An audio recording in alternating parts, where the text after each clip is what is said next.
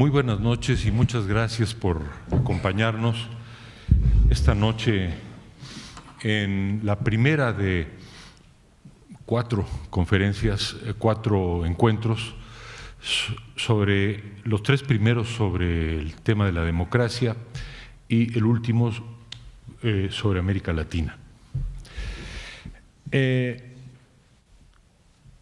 Ha publicado la editorial de la Random House, la colección Debate, 3 libros. Uno se llama Por una democracia sin adjetivos, el segundo se llama Del desencanto al mesianismo y el tercero se llama La construcción de la democracia, que reúnen pues buena parte de los ensayos y artículos que he escrito sobre el tema de la vida política mexicana desde 1982 hasta ahora. Digamos que son casi 35 años de pensamiento y de crítica. En vez de presentar esos libros un poco a la antigua, como una presentación del libro, y en vez de reunir a presentadores del libro, preferí organizar una serie de 3 conversaciones sobre estos temas de los libros. Quiero únicamente decir que estos libros, el primero es de 1982 hasta 1996, justo antes de las elecciones del 97 que llevaron al poder en el gobierno del DF a Cuauhtémoc Cárdenas, y cuando el PRI perdió la mayoría en el Congreso. Yo creo que en ese momento hubo un primer cambio, con respecto al periodo anterior. El segundo de 1996 a 2006, es decir, periodo de Zedillo, Vicente Fox y las elecciones del 2006 que todos recordamos, tan difíciles y tan polémicas. Y el último es de 2006 a 2016, los últimos 10 años. Creo que son 3 periodos razonablemente escogidos y que cubren, como les digo, esos 35 años. Quienes de ustedes se interesen en adquirir y ver el libro, los libros, verán que no están organizados cronológicamente, los artículo tras artículo como fueron saliendo, que es muy aburrido, sino la organización es esta, es temática.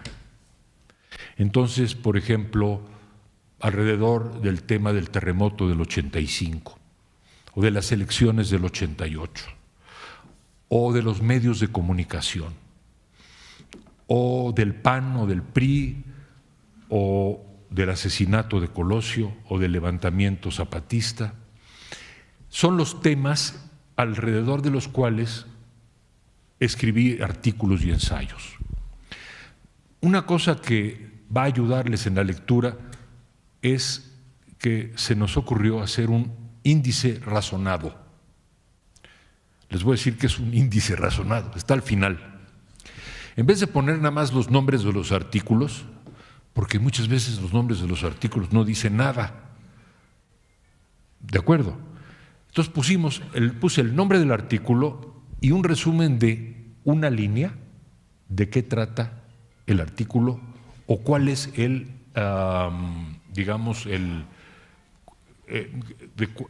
cuál es el resumen o el contexto del artículo.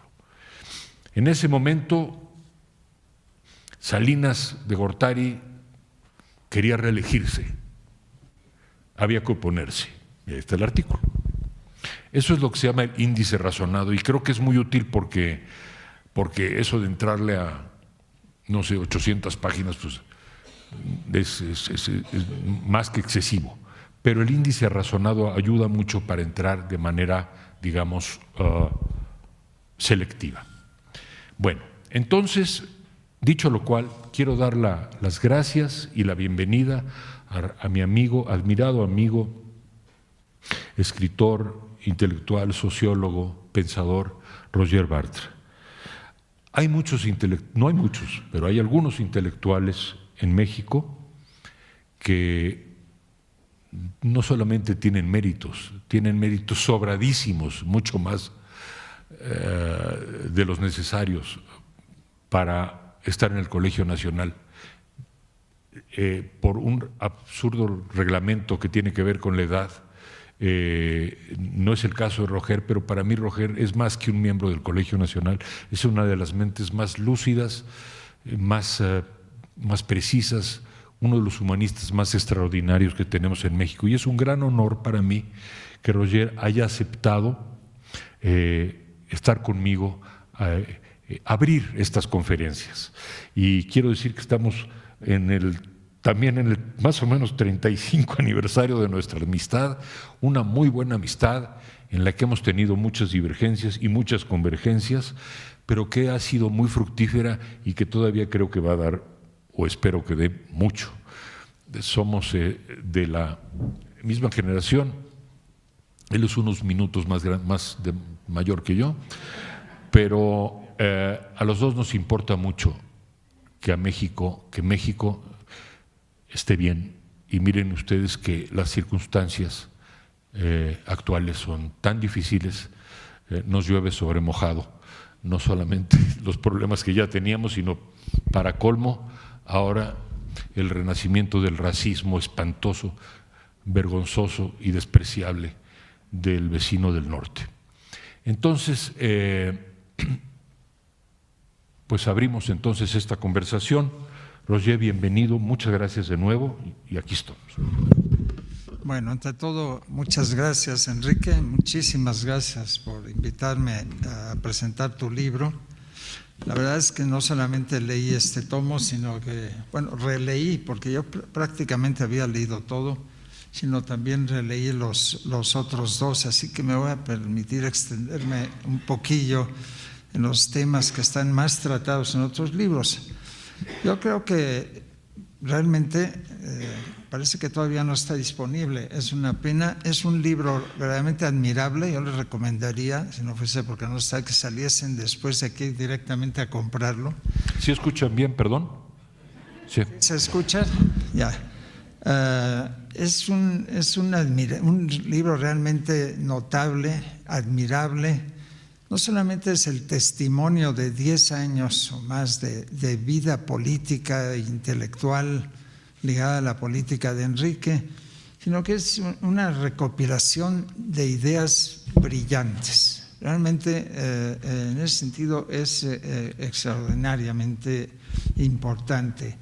Es un libro, y los dos que lo acompañan, el que le precede y el que sigue después, realmente muy, muy importantes, repletos de inteligencia, muy bien escritos. Además, eso es algo que uno debe admirar en los que piensan en la política. Muchos de los que intervienen intelectualmente en la política no son tan buenos escritores, desgraciadamente. Enrique no es el caso, tiene una pluma muy buena, es un libro muy bien armado, no es casi, está armado casi cronológicamente, pero donde es necesario, Enrique ha decidido agrupar por partes, como se verá, por temas, y ahí hace a veces fuerza la cronología, pero el resultado es muy estimulante y muy bueno.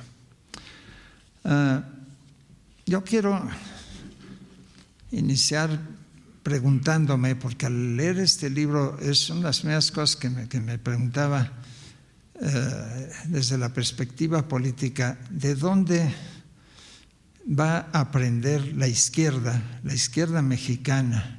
Pero también me preguntaría, ¿de qué fuentes puede abrevar la derecha política?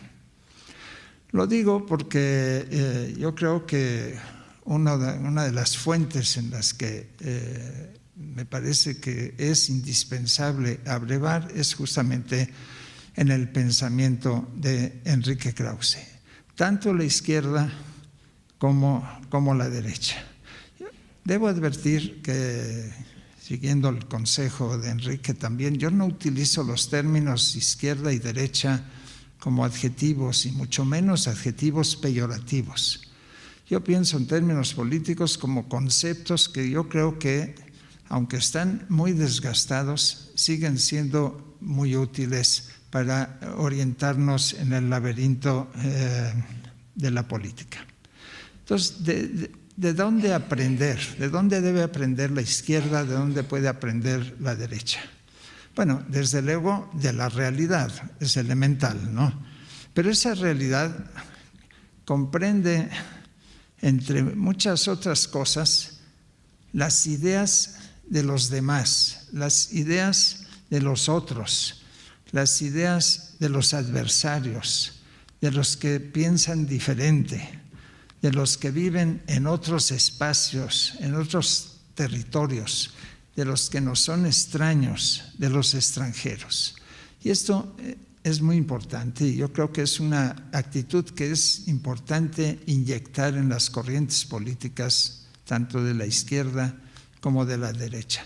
Yo creo que eso se puede observar en todas las páginas del libro de Enrique. Hay esa apertura, ¿no? Ese criticar, pero siempre tratando de entender al que piensa diferente. Yo desde luego pues hablo desde la izquierda. Yo podría decir que he crecido en la izquierda desde mi nacimiento, hijo de refugiados políticos antifranquistas catalanes que llegaron a México. Pues llevo prácticamente en la sangre una posición de izquierda. Y me he convencido durante todos los años en que me he desarrollado como pensador, como escritor, como antropólogo y también como militante, me he convencido de que es muy importante mirar más allá, afuera del círculo socialista relativamente estrecho en el que tradicionalmente me movía. Muy pronto me convencí de ello, que había que ver más allá, porque más allá hay un espacio político muy fracturado, es cierto, lleno de tensiones, pero al enfrentarse a él, uno descubre que puede alimentarse de las ideas, de las actitudes, incluso de las emociones y los sentimientos que surgen en ese terreno de los adversarios, de los que piensan diferente, de los extraños, como les decía. Desde luego, esto implica que no hay que buscar su destrucción, la destrucción de los otros, porque la crítica debe ser siempre una forma de aprendizaje. Este tomo, como ya lo advertía el propio Enrique, evidentemente gira en torno a los problemas de la izquierda mexicana. En un artículo de 1991, Enrique se refiere a la caída del muro de Berlín y lo compara. Este es un artículo, por ejemplo, que está fuera de la cronología, pero es muy importante que lo haya puesto aquí. Se refiere a la caída del muro de Berlín que provocó el hundimiento del Titanic de la izquierda, dice. Lo cito: parte de la tripulación era de izquierda mexicana, dividida en sus 1000 grupúsculos y sectas, y comprueba en 1991 que la izquierda no acaba de aceptar el desastre, no es consciente que el Titanic de la izquierda se había hundido. Yo creo que es bastante generoso de Enrique hablar del Titanic, que era un enorme buque, el Titanic de la izquierda, porque la izquierda mexicana tradicionalmente fue bastante marginal y raquítica, bastante pequeña, muy activa, muy discutidora, pero me sorprendió que la viese como un Titanic. Pero la metáfora es buena porque efectivamente el Titanic de la izquierda se hundió. Y a partir de ese momento era evidente, sigo las ideas de Enrique, que era necesario crear pacientemente un partido moderno de izquierda. Él se refiere al fracaso de Cuauhtémoc Cárdenas en la construcción de un partido y lo explica por el fundamentalismo ideológico de Cuba y de Cuauhtémoc Cárdenas, y sobre todo por su relación con Cuba. Estaba anclado todavía en ese socialismo trágicamente existente, pero realmente existente, y sobre todo el que teníamos más cerca, que es Cuba, y desde luego por la desconfianza en el mercado y en la democracia. En otro artículo de 1999, Krause explica que la izquierda mexicana dejó escapar el siglo XX, quedó adherida a paradigmas ya completamente inservibles en el mundo de aquella época.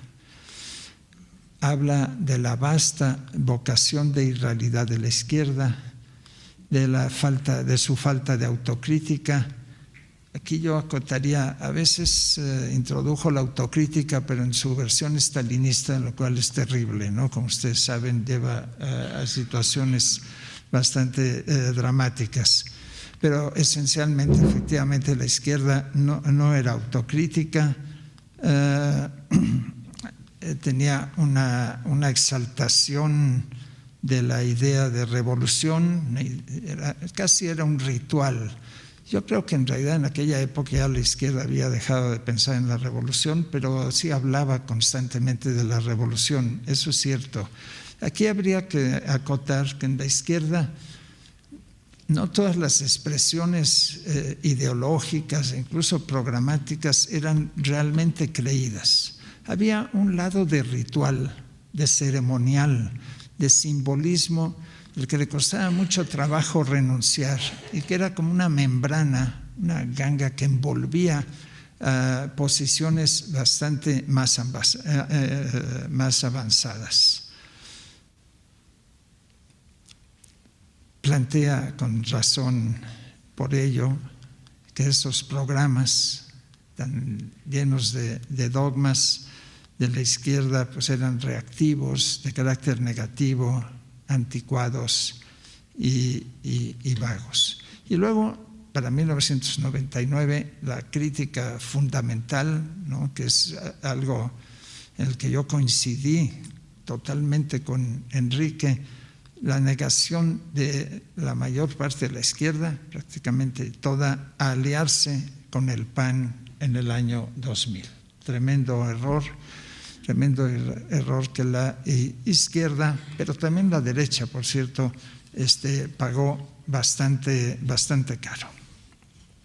Así que este tomo está centrado en los problemas de la izquierda, y yo estoy convencido que los militantes de izquierda, la gente que piensa hacia la izquierda, que en este país se considera de izquierda o que le atrae la izquierda, debería realmente alimentarse de ideas de este libro de Enrique.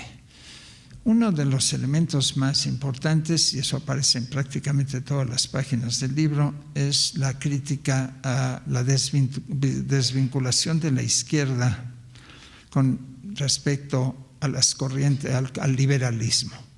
El liberalismo, como es sabido, es un eje de pensamiento fundamental para Enrique, lo ha sido desde prácticamente toda su vida, y yo creo que tiene en ello toda la razón.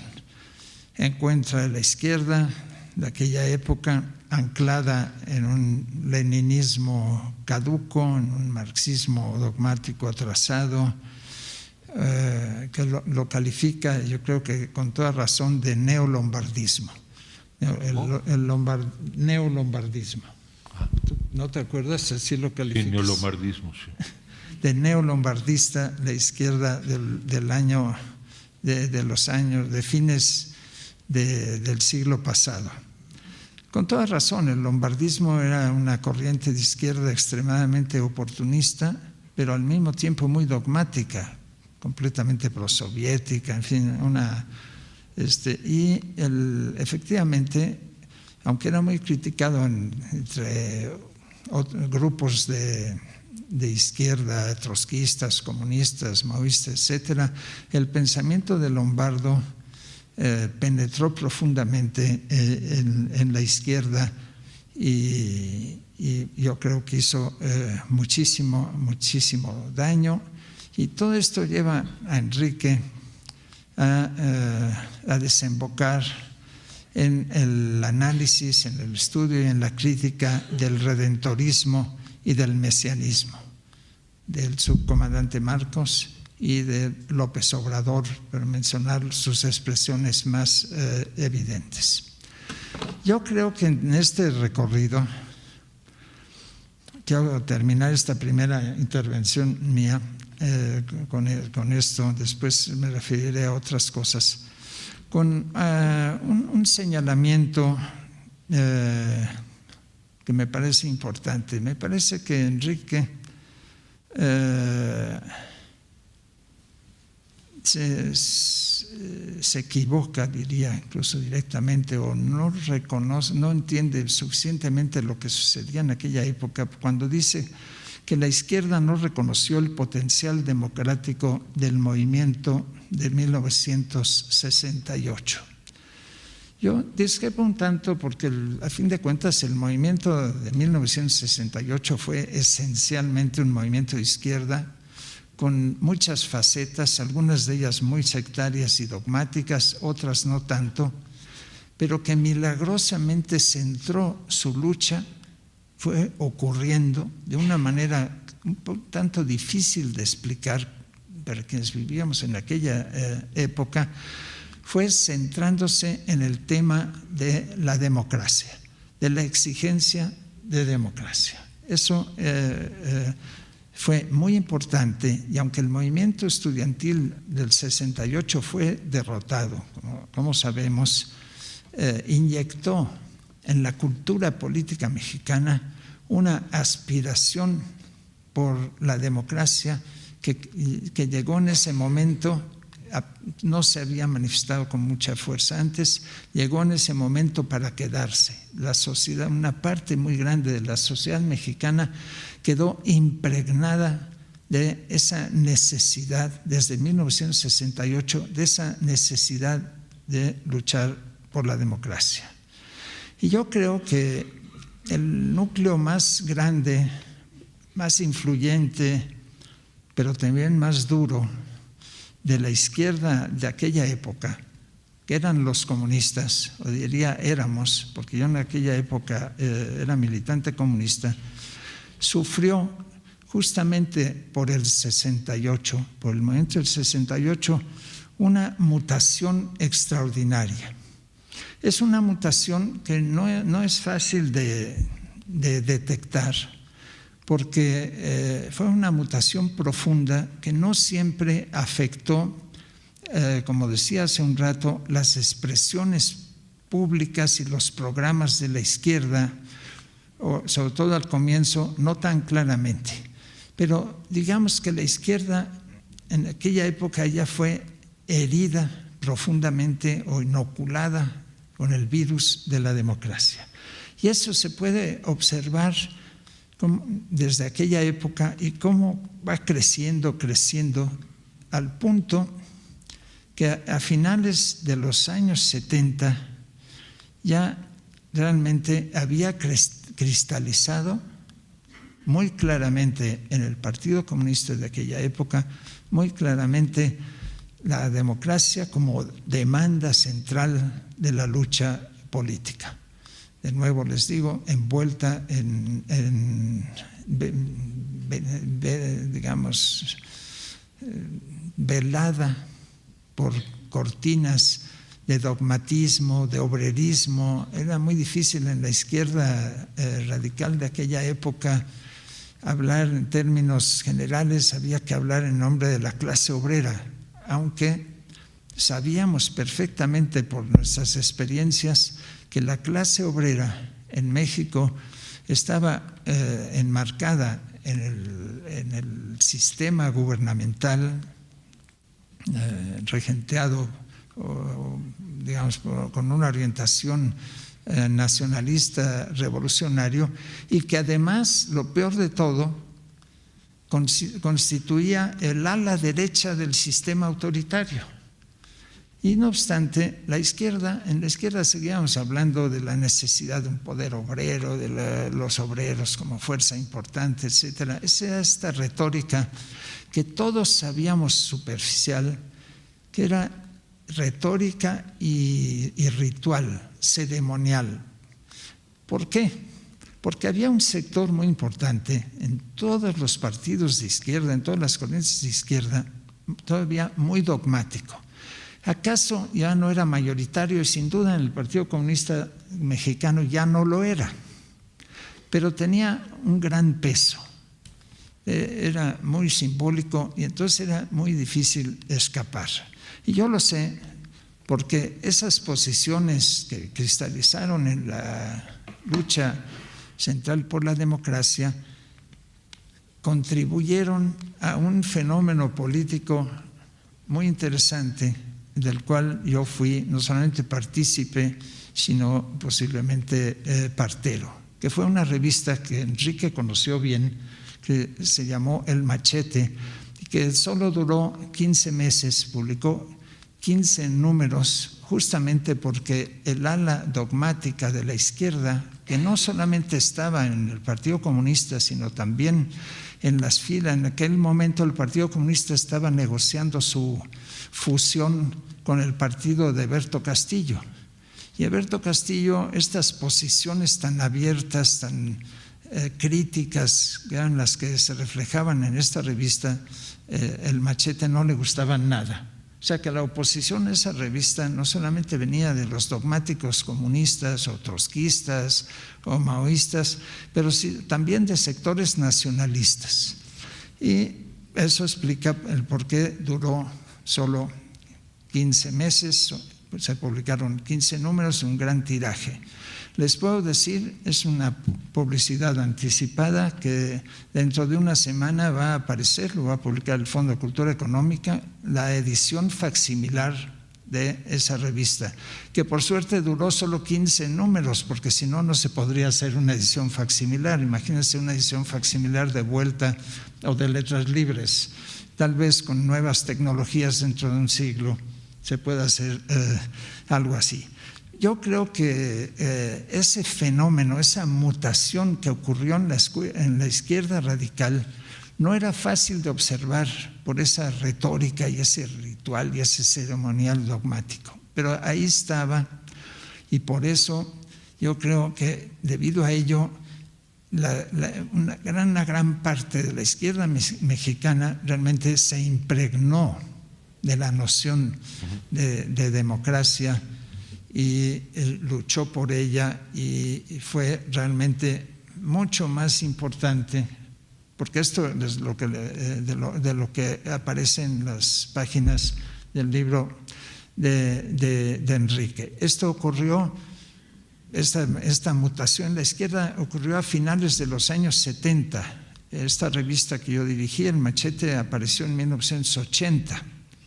Así que yo creo que es algo importante a rescatar, a tomar en cuenta, sobre todo hoy en día que la izquierda vuelve a estar en una situación sumamente crítica. El libro de Enrique que estamos presentando se llama Del desencanto al mesianismo, pero el último artículo que publican en el siguiente tomo, en el tercer tomo, termina hablando extensa y brillantemente, por cierto, sobre el desencanto.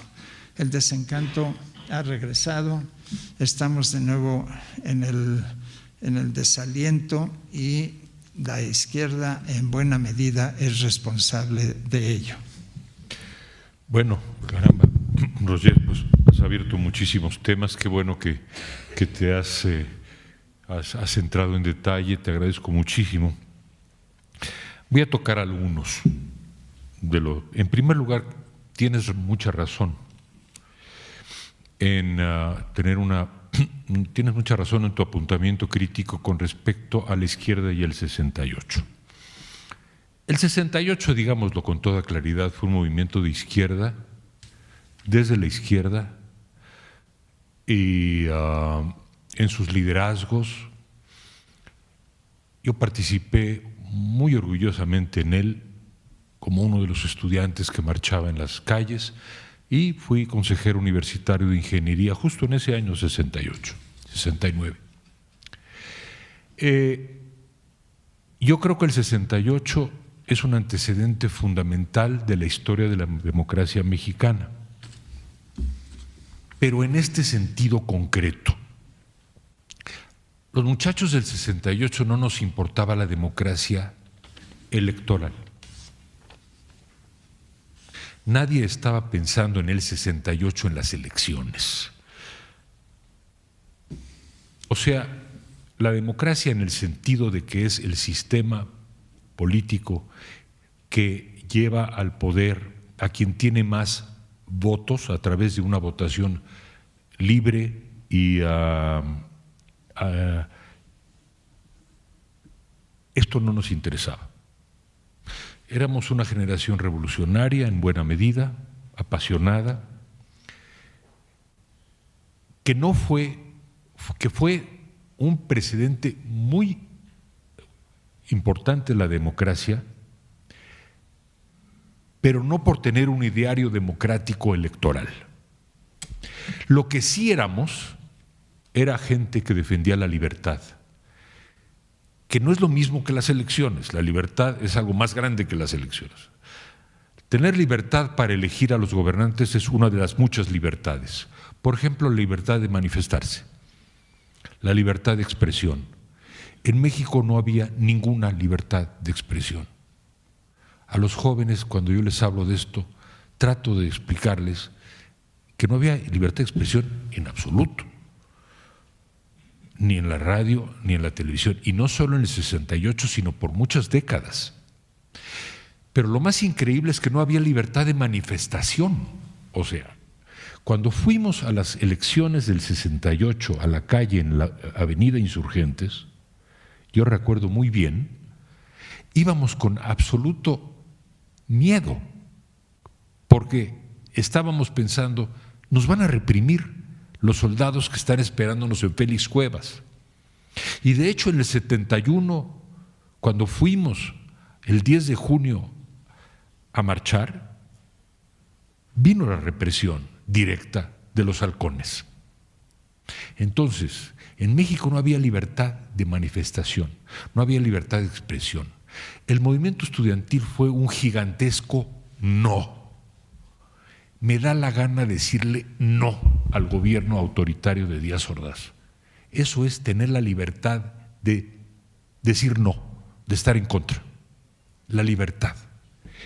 Esa libertad es un fundamento hasta más importante que el fundamento de los votos. Eso se debe al 68.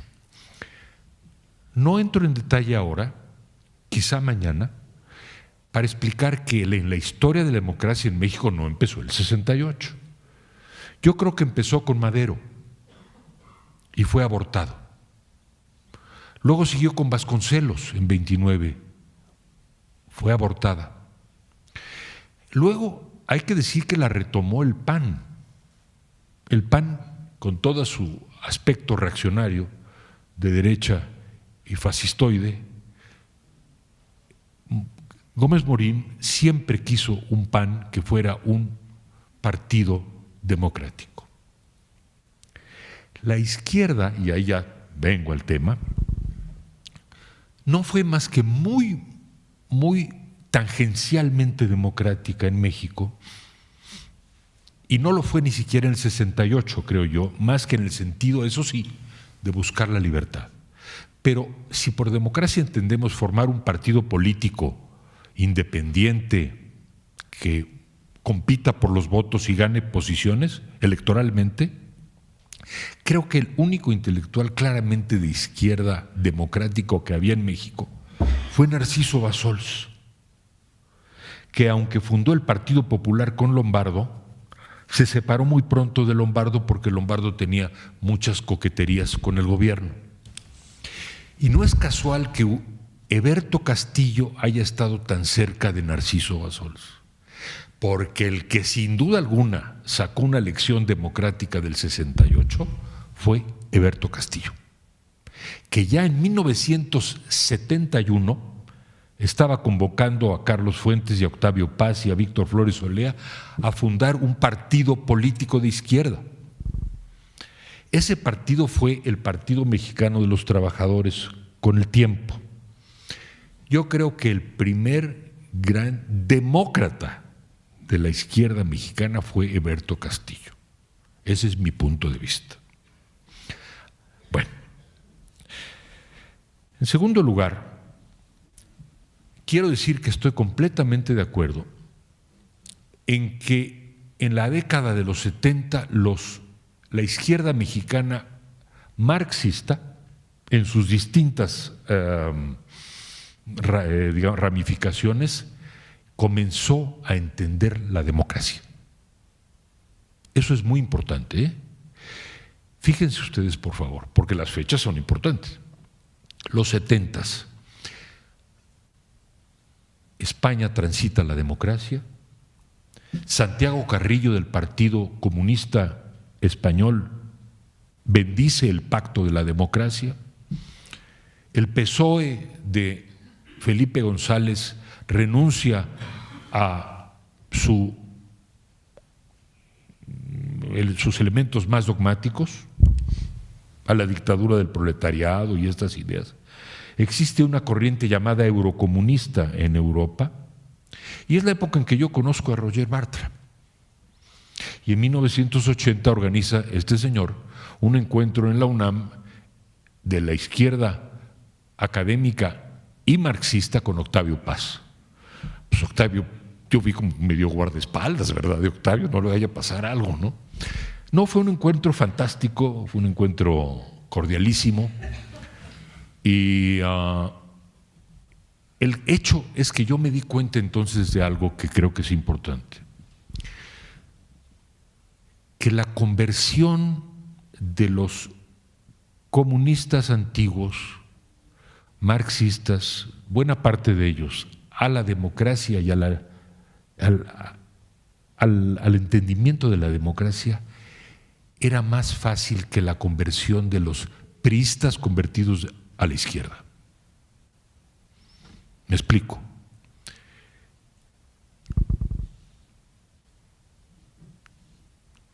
Gente que venía del Partido Comunista, racionales, lectores de Marx, que además era un grandísimo intelectual,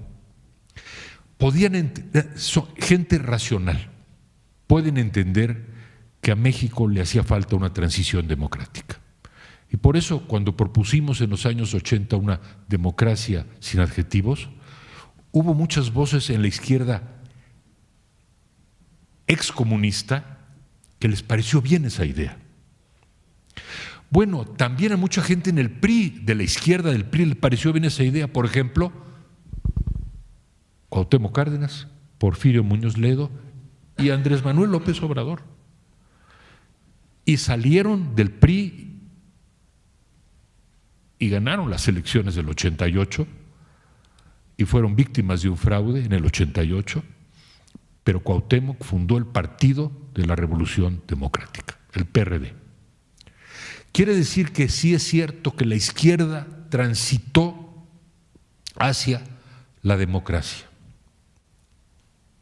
¿no? Entonces, número uno, el 68 planteó las semillas de la libertad, no tanto de las elecciones, la libertad. Pero luego en los 70 y 80 empezó, sobre todo en los 80, a entender la izquierda que no bastaba nada más la libertad, había que organizar un partido de izquierda porque la izquierda estaba completamente dividida y se logró con el PRD en 1989. Un punto importante que hay que decir ahora es que yo creo que de pronto a la izquierda se le fueron agregando muchos priistas pues ya bien maduritos. Yo no sé qué puede tener Manuel Bartlett de gente de izquierda, ¿verdad? Digamos que, como decía un amigo cruelmente, se fueron al PRD para rehacer su virginidad de izquierda. Bueno, esa corriente yo creo que no es ni tolerante, ni respetuosa, ni dialogante, ni tiene nada que ver con el liberalismo. Entonces, creo que la izquierda sigue siendo en México muchas cosas, sigue siendo. No será un Titanic, aunque creo que es un barco muy importante, pero tiene pues muchos compartimentos que no se entienden entre sí. Una parte, en general, están jugando las reglas de la democracia, o sea, llegar al poder por la vía de los votos. Paradójicamente ahora, lo que les falta es, ese es el segundo tema que quiero tratar, acercarse al pensamiento liberal. El pensamiento liberal es riquísimo en México. El siglo XIX es el siglo de nuestros liberales. ¿Cuándo han visto ustedes a la izquierda moderna en México, la izquierda de ahora, citar no retóricamente, no, citar de verdad a Melchor Ocampo o a Ignacio Ramírez o a Arriaga o al propio Juárez? La izquierda mexicana, el liberalismo político mexicano, que va del doctor Mora a los liberales de la Reforma, a Madero y a Daniel Cosío Villegas, y es la izquierda con la que yo me identifico, por eso mi colección se llama Ensayista Liberal. Esa izquierda no tiene un buen diálogo, la izquierda mexicana no tiene un buen diálogo con el liberalismo. Es más, creo que ha cortado su diálogo con el liberalismo. Entonces, vean ustedes qué paradoja. El 68 es una explosión de libertad, como lo quiere el liberalismo. Y la izquierda, que es la que hace el 68, se vuelve liberal en ese momento. Y luego se vuelve demócrata en los 80 y funda un gran partido. Y los partidos siguen, el PRD y Morena están allí. ¿Y dónde quedó el liberalismo? No me digan que el liberalismo está en el PRI, ¿verdad? El PRI es el PRI, es el PRI, es el PRI, el mismo PRI, el mismo PRI revolcado. El PRI siempre será el PRI. Y el PAN, pues no puede ser liberal el PAN, porque el PAN tiene raíces pues de una derecha muy antigua. El PAN es democrático. Por eso digo, hay que distinguir entre democracia y liberalismo. Me importa mucho, siempre me ha importado mucho el diálogo del liberalismo con la izquierda. Por eso aprecio tanto las críticas y la conversación con Roger Bartra. Y por eso deploro tanto que no haya ese diálogo entre la izquierda y el liberalismo.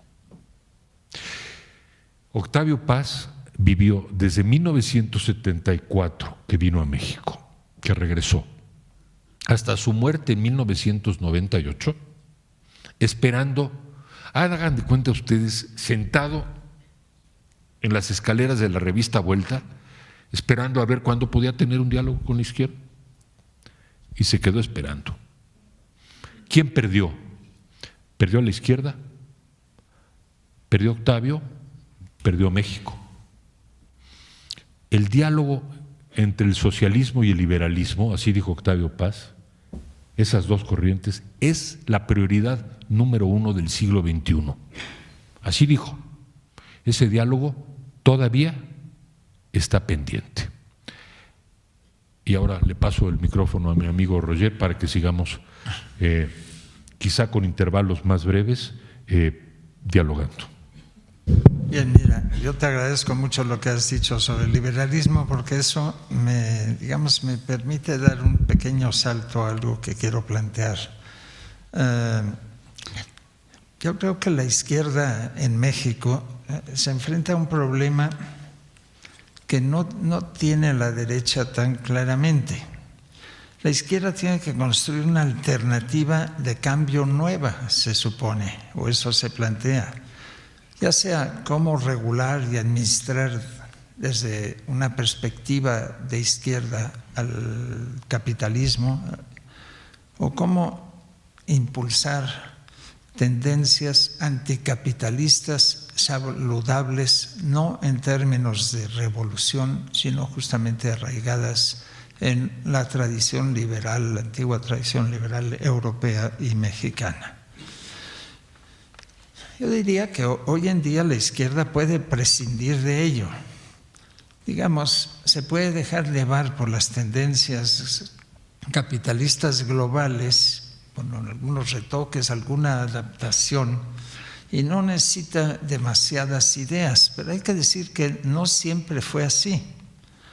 Después de la Segunda Guerra Mundial, la derecha tuvo que desarrollar un ideario a la vez antifascista y anticomunista, y democrático, desde luego.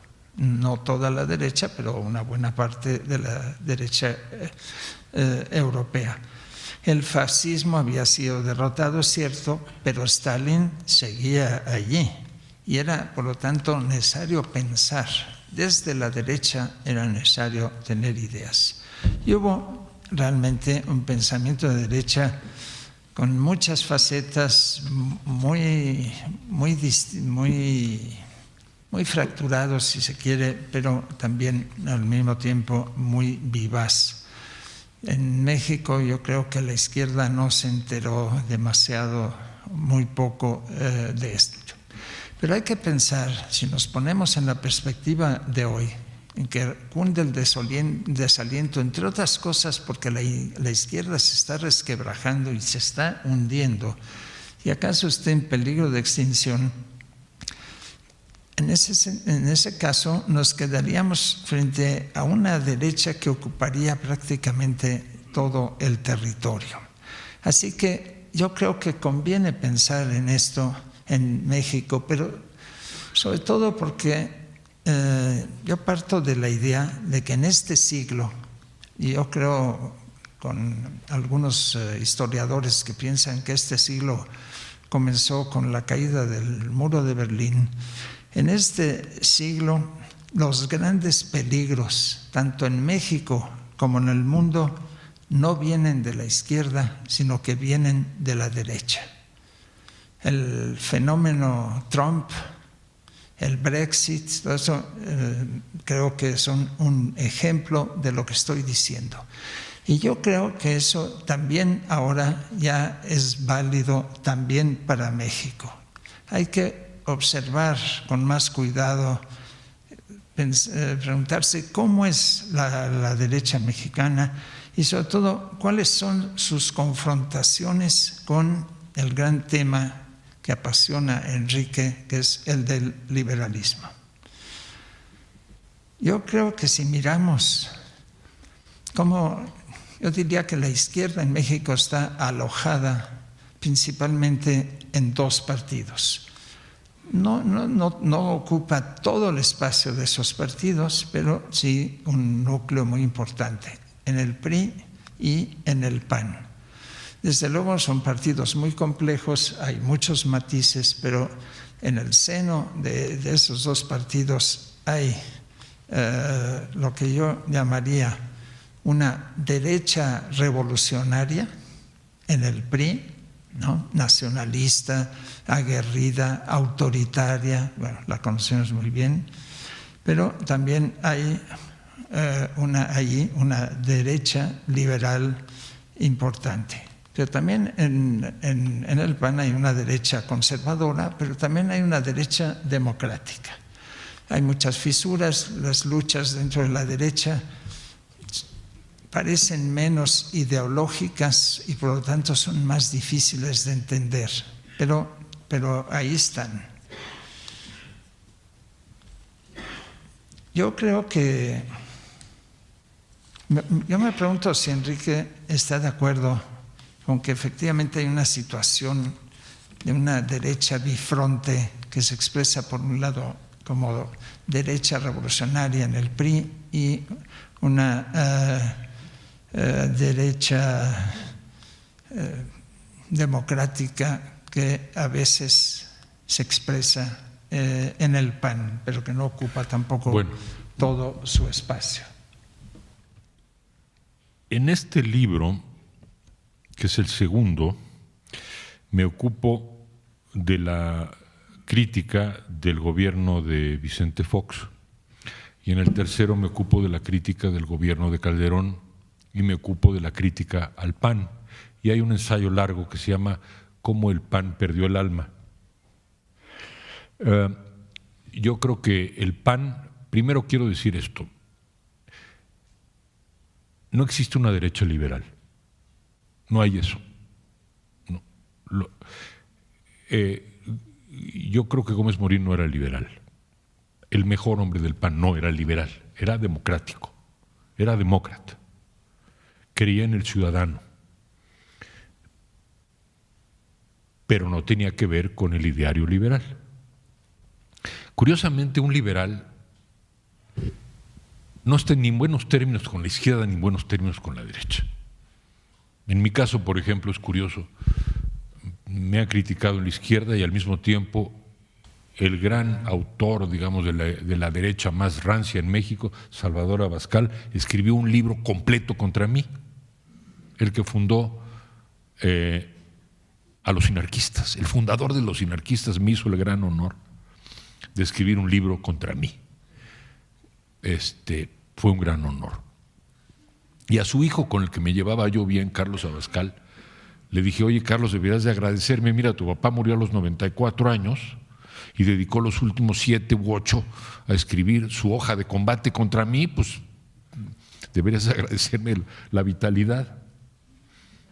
Pero ya más allá de la anécdota, Roger,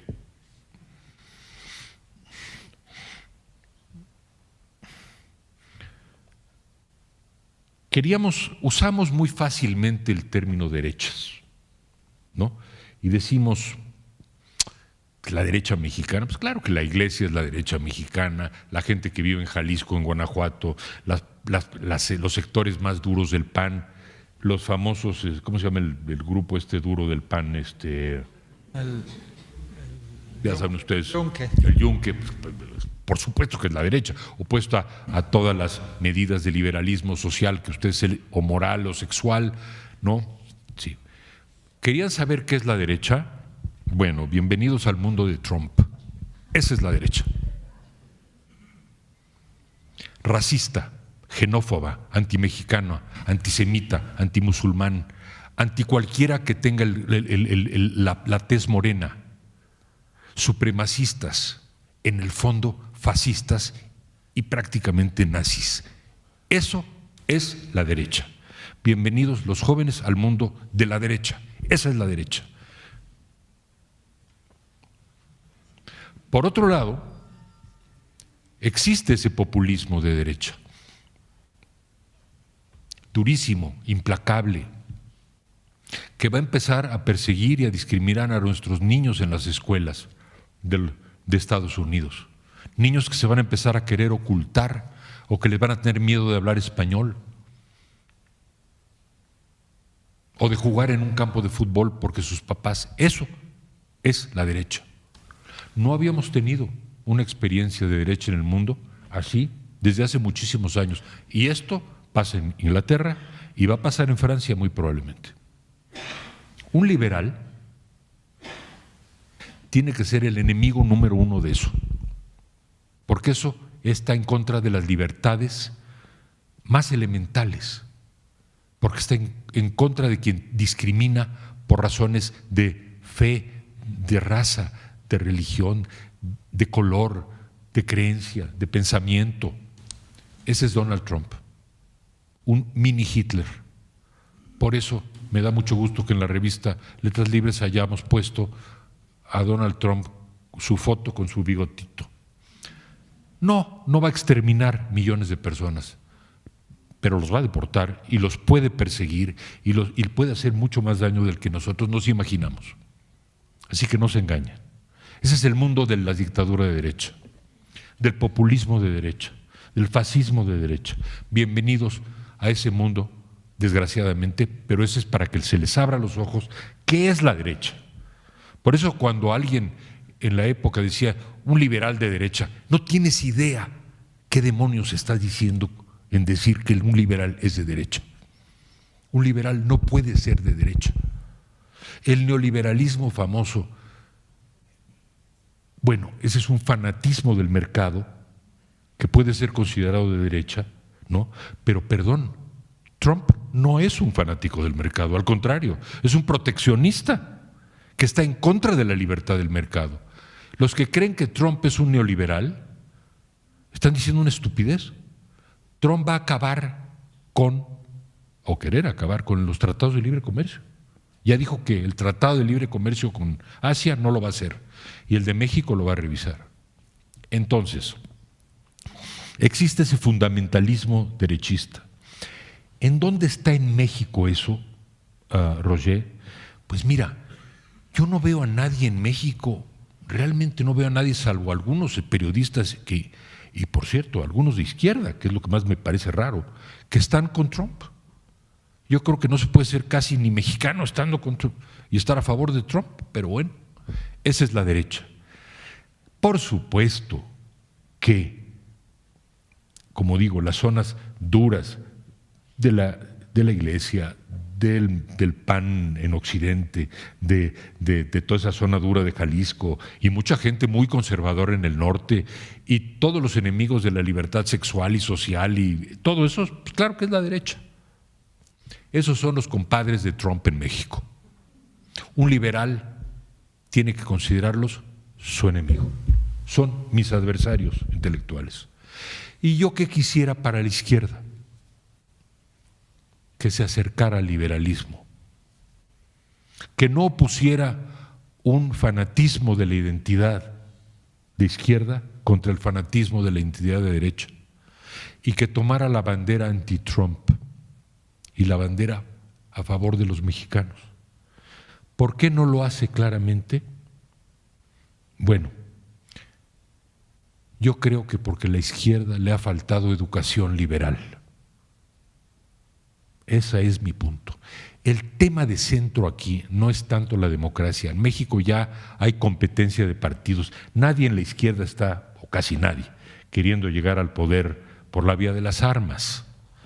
Todos están básicamente de acuerdo en que hay que ganar elecciones. ¿De acuerdo? Ese ya no es el tema. El tema es las libertades y cómo nos vamos a oponer a este monstruo que apareció y que no se va a ir a su casa en 4 años y puede que ni 8 años, porque hay 60 millones de personas que lo apoyan y que nos va a hacer mucho daño. Entonces, ¿cuál es la palabra clave? ¿En cuál va a ser el escenario en que nos vamos a unir? Yo creo que es el liberalismo, que tiene antiguas raíces en México. El liberalismo de Juárez y de Ocampo y de Ignacio Ramírez y de Madero y de Daniel Cosío Villegas, el liberalismo mexicano. No veo a la derecha mexicana de Jalisco o a los del Yunque volviéndose liberales, pues, como volver liberal a Trump. Pero sí creo que la izquierda, todavía creo, a pesar de todo, que la izquierda puede tender puentes con el mundo liberal, pero se tiene que volver tolerante, respetuosa y escuchar, como no escuchó a Octavio Paz. Entonces ese es, digamos, mi comentario, Roger. No veo grandes peligros. Ahora, el PRI, yo no sé si avanzamos mucho en llamarle al PRI de derecha. El PRI es el PRI y lo conocemos perfectamente. Quienes creyeron que el PRI iba a cambiar en el año 2012, pues se equivocaron. El PRI puede ser reformista en lo económico y tener ideas, pero el PRI es, digamos, inherentemente corrupto. No me gusta la alternativa del PRI. El PAN perdió el alma porque el PAN también se volvió corrupto. Entonces, ahí está la izquierda, todas las variedades de la izquierda, incluida Morena. Pero cuidado con el virus terrible de la intolerancia y de la porque tan terrible como el populismo y el culto de la personalidad de Donald Trump es el populismo y el culto de la personalidad de Hugo Chávez, que por cierto se parecen muchísimo. Hugo Chávez gobernaba por televisión. Espérense ustedes a Donald Trump, que va a gobernar por Twitter. Por Twitter. Va a correr, va a declarar la guerra por Twitter, va a correr ministros por Twitter, va a salirse del Tratado de Libre Comercio por Twitter, ¿no? Va a insultar por Twitter. Es un fanático del Twitter, como Chávez lo era de la televisión. Se pasaba, no sé, 18 horas a la semana. Pues con tanta mayor razón es que nos debemos preocupar, desde luego, por Trump y por la derecha norteamericana, que es antigua, profundamente enraizada. Pero yo insisto, yo creo que en este siglo, en México, los grandes peligros no vienen de la izquierda. No, yo quisiera ubicar, hay tres vetas importantes de la derecha que se confrontan con el liberalismo, que se confrontan incluso a veces con la democracia, con las posiciones más avanzadas. Yo creo que en primer lugar son las tradiciones integristas, católicas, conservadoras, que todavía son muy fuertes en este país y que por supuesto son radicalmente antiliberales, desde luego también son antiizquierdistas, etcétera. En segundo lugar, bueno, y esas tradiciones aparecen en muy diferentes partidos, no solamente están dentro del PAN o sueltas por ahí o en el fantasmagórico Yunque, que no estoy muy seguro que exista, pero sí existen esas tradiciones conservadoras. Aparecen en muchos lugares. Después tenemos lo que yo llamaría el nacionalismo reaccionario, pero que también es revolucionario, en la medida en que el concepto de revolución en nuestro país yo creo que ya es un concepto conservador y reaccionario. Ese nacionalismo también aflora en los diferentes partidos y es realmente reacio al liberalismo cosmopolita, democrático, bueno, de manera muy clara. Y después, en tercer lugar, es una corriente más difusa, tenemos una especie de anticapitalismo de derecha que tiene su base en parte en los sindicatos más atrasados, en sectores de la clase obrera organizada, pero también en grupos de pequeños empresarios extremadamente conservadores y reaccionarios que a veces parecieran seguir aquel lema de Chesterton que decía: lo que deseamos son poco capitalismo y muchos capitalistas. Esa expresión reaccionaria de esta corriente pues tiene ejemplos notables en la historia francesa, por ejemplo, Pierre Puget, ¿no? que representó justamente al pequeño comercio, al pequeño empresario, y que veía, que defendía a los pequeños empresarios contra un Estado vampiro, etcétera, y que tuvo posiciones extremadamente reaccionarias y que ha retomado la señora Le Pen, que está en posibilidades de ganar en Francia, desgraciadamente también. Así que esta es una corriente también profundamente antiliberal. Yo diría, insistiendo en este tema, de que en este siglo los grandes peligros vienen de la derecha, que en México, cuando pensamos en términos de populismo, y pensamos, claro, desde luego inmediatamente en López Obrador, Yo diría, en este caso, que si es que hay algún peligro, que yo cada vez lo dudo más en que López Obrador llegue a ganar las elecciones, pero si es que hay un peligro, no viene de su izquierdismo, que algunos elementos de izquierdismo tiene, sino de su lado conservador y reaccionario, su lado más atrasado. Ese es un lado peligroso, es un lado agresivo, es un lado que puede volverse eventualmente antidemocrático. Así que yo sigo pensando que tenemos que tener el ojo puesto en la derecha yo creo que mexicana, la izquierda, ya aún en sus versiones hasta guerrilleras, son muy simpáticos los zapatistas. No, pues me caen bien. Y yo vería muy bien que ya no son nombraran un peligro. Los peligros están en la derecha. No digo que se vayan a convertir en un fenómeno estilo Trump o Le Pen. Pero ahí están y están en todos las cosas. Adviértase que fue mi amigo Roger y no yo el que usó la palabra peligro. El único peligro real e inminente que tenemos enfrente se llama Donald Trump. Ese es el peligro. Realmente es muy grave lo que ha ocurrido. No hemos calibrado bien a qué grado esto está afectando y puede afectar, y ha dañado ya y puede dañar, y no estoy queriendo introducir una histeria, simplemente una conciencia de que esto es. Frente a eso, y con eso creo que podemos redondear ya,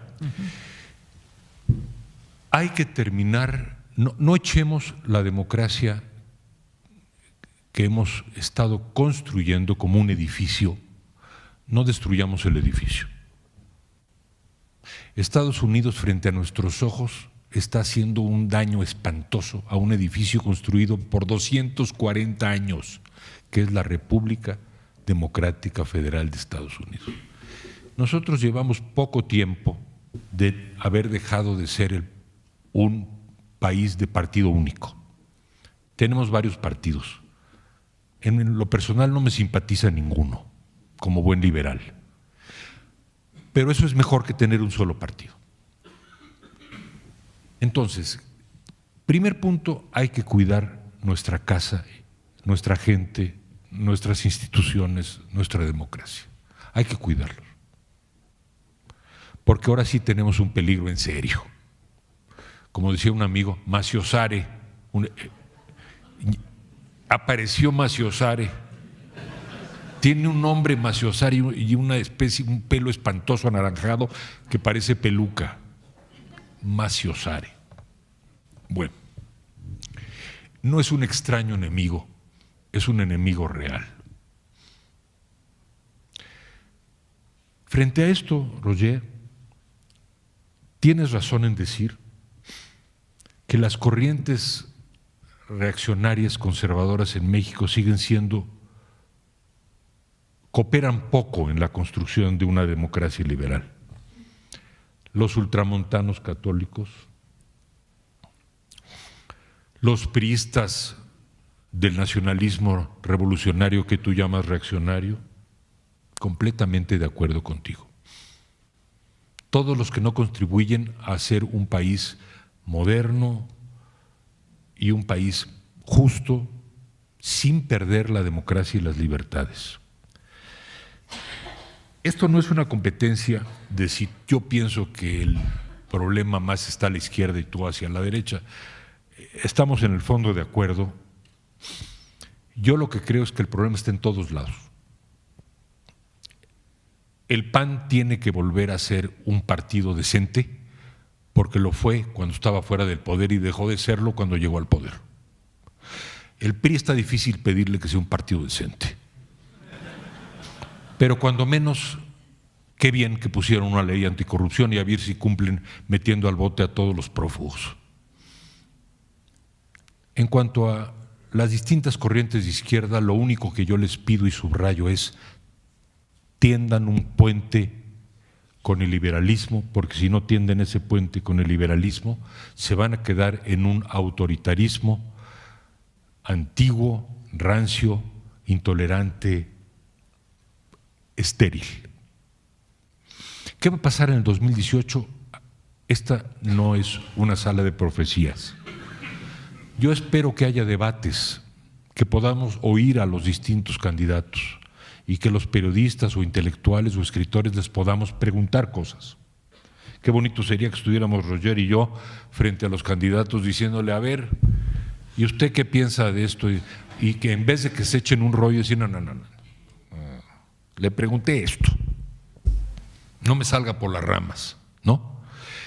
A ver si eso es posible, vamos a luchar porque el año que entra lo tengamos. En cualquier caso, yo creo que en una cosa sí estamos de acuerdo en muchas cosas, pero en una cosa, si no me engaño, estamos plenamente de acuerdo, ¿no?